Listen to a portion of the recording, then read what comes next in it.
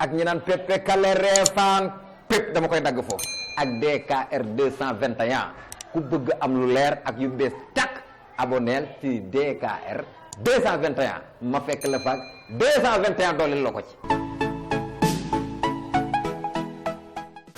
salaamaaleykum chers internautes DKR 221 dañuy wàcc si tali bi encore une fois pour am tey avis concernant sur le cas Diop Iseg tey ñu ngi toog ak une demoiselle Mamibou pour am avis sur le cas de Diop Iseg Mamibou salaamaaleykum. maaleykum salaam tout d'abord maa ngi nuyu ñëpp et voilà pour ce cas-là moi personnellement je serais honorée d'en parler parce que monsieur Diop c'est un père pour moi sama papa la te tey jii je me dis que lii su amee man il faut que ma wax et tout ce que je sais de lui c'est que c'est une très bonne personne il est vraiment disponible il est là pour tout le monde li ñu naan yaayu kenn la mais bàyyi ñëpp la donc monsieur Diop papa ñëpp la donc li ko dal nii on peut dire que ndogal la rek mais incha allah yàlla xool rek lay fay donc dina ci génn et nous sommes là waa ISEG ñoo ngi ci ginnaaw en dehors de ISEG tamit ñoo ngi ci ginnaaw parce que dafa ñëpp donc ñun carrément ñoo ngi koy ñaanal bu baax.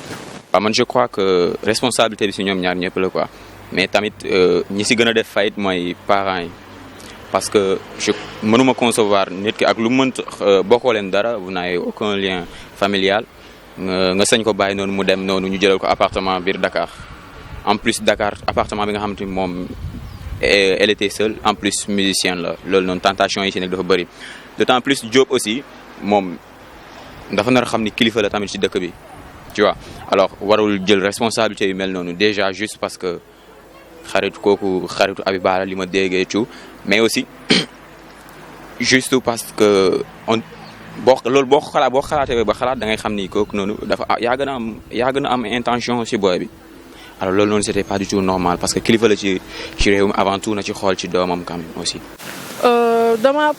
de ma part je pense que ni affaire bi Diop la ndax man dama ne comme genre parents yi suñu xamoon ne vu qu'elle a 16 ans suñu xamoon ni góor moo koy ñëw jël di ko yóbbu ci appartement je pense que duñu nangu loolu vu que xale bi kii la pour man dama déggoon ni genre daf koy jël yóbbu ko moom seen kër mais pas appartement dañ ko jox na confiance vu que doomam day artiste la day wéy dina ko jàpp ci benn côté ndax milieu musique mais loolu soo amul bras droit rek doo dem.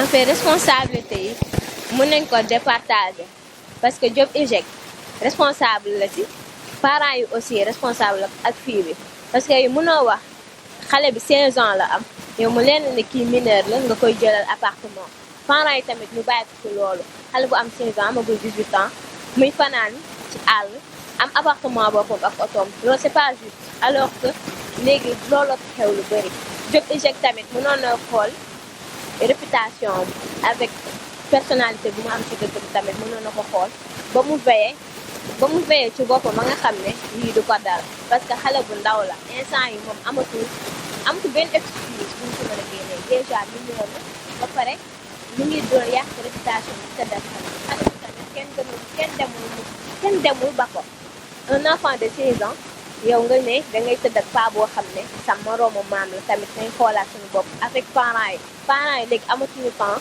éduquer seen doom yi léegi ñoom lu ñu tal am xaalis un enfant de 16 ans ou bien une fille de 16 ans moom mi ngi fanaan ci àll xamoo ci lu mu nekk am na appartement xamoo ci lu mu nekk am na oto xamoo ci lu mu nekk xamoo yooyu yëpp fan la ko jëlee aussi parents yi nañ jéem a éduquer waat seen doom yi gën a veiller à leurs enfants looloo gën tamit. Oui, alors je pense que la responsabilité est partagée parce que ce qui est normal, chaque enfant doit rester sous la responsabilité des parents jusqu'au seuil de l'âge majeur.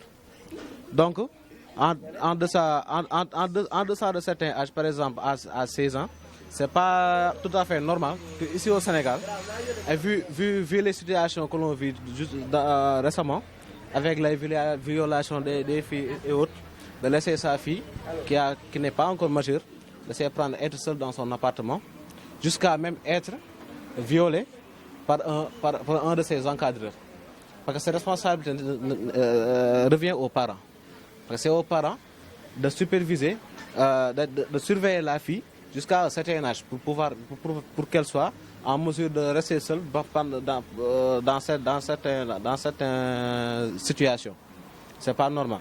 Mais est-ce que il y a pas une irresponsabilité de la part de Diop? Non, oui, ça c'est logique, ça se voit parce que quand on voit son âge, il devrait être assez mûr, assez mature pour pouvoir se contrôler. Parce que aussi 16 ans, c'est une violation. 16 ans, elle est encore mineure, elle n'a pas encore 18 ans. Bien vrai que maintenant les filles, elles grandissent vite, mais oui, elles sont très précoces. Mais c'est pas tout à fait acceptable qu'un monsieur quand même, parce que être professeur aussi, il y a une grande responsabilité. Tu es appelé à enseigner des enfants qui sont susceptibles d'être vos petits-enfants, vos nièces, vos neveux. Mais il y a certaines relations qu'on pourrait même dire, entre guillemets, qui sont malsaines. Ils sont vraiment malsaines. Parce que lui, il est assez majeur, il est assez mature, il est assez responsable. Donc, il devrait juste se limiter, même si c'était la fille qui faisait des avances, lui, il devrait se contrôler. Parce qu'il est plus mature que lui, que la fille. Il devrait se contrôler.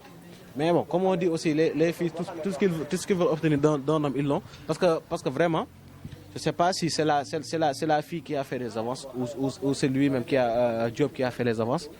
Mais en tout cas, c'est très caduc. C'est très caduc. Mais en ce qui concerne Diop, je pense vraiment qu'il devrait se contrôler. Qu'il devrait se contrôler. Donc la responsabilité est partagée. Elle est partagée, parce que ça revient aux parents. Parce que la fille, quelle que soit la situation, même si c'est elle l'auteur des faits, mais elle est toujours mineure. Elle est toujours sous la responsabilité de ses parents. Elle est toujours sous la responsabilité de ses parents.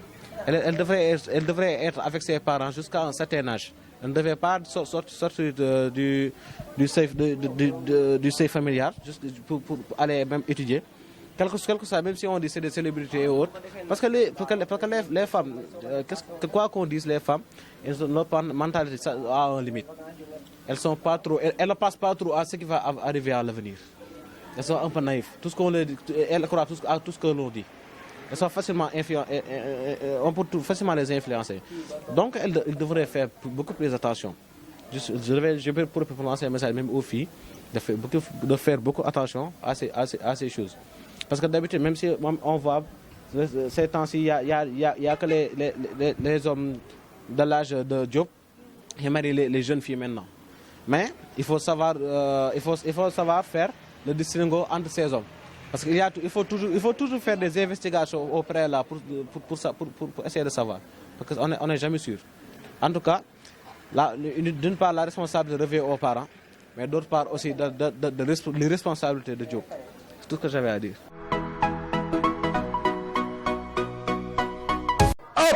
ak ñi naan pepe kale reefaan pep dama koy dagg foofu ak DKR 221 ku bëgg am lu leer ak yu bees tak aboneel ci DKR 221 ma fekk la faak 221 dooleel la ko ci dama ne sama gaay yaa xam koor gi tabaski bi actualité ak yi xew ci jamono ñu koy nëbb maa koy génne teg ko ci table DKR 221 di ko tas benn par benn naan 1 boo ko boolee mu jox la 221 pare leen man waaju baax maa ngi foofu yéen célibataire tey ngeen dee marié yi am ngeen lu ma leen xamal xam ngeen li ma leen wax DKR 221 abonné.